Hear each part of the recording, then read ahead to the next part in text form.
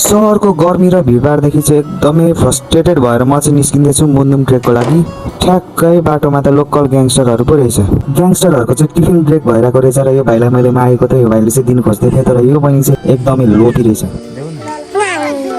एक्कासी पानी पर्यो यार, फेरि केही छैन। कलेजमा त पुरै पहाडलाई जित्ने दम छ नि त। हामी पुग्नु पर्ने ठाउँ चाहिँ उयो टुप्पो है। आज चाहिँ म सिब्दु भन्ने ठाउँमा एउटा शेर्पेनी आन्टीको होमस्टेमा बस्नेवाला छु।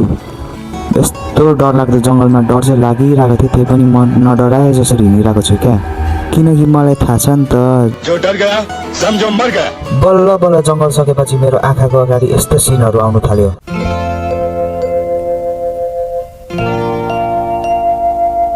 चिसो मौसममा एकछिन आगो तापिसकेपछि चाहिँ चौरी गाईको दुधको चियाबाट आन्टीले चाहिँ मलाई स्वागत गर्नुभयो। अर्ग्यानिक साग र दालसँग भात खाएपछि चाहिँ म स्लिपिङ मोडमा चल्दिएँ। अब भोलिको दिनमा के हुन्छ त्यो त थाहा छैन, तर त्यो थाहा पाउनुको लागि सब्सक्राइब एन्ड स्टे ट्युन। भोलिको एपिसोडमा फेरि भेटौँला।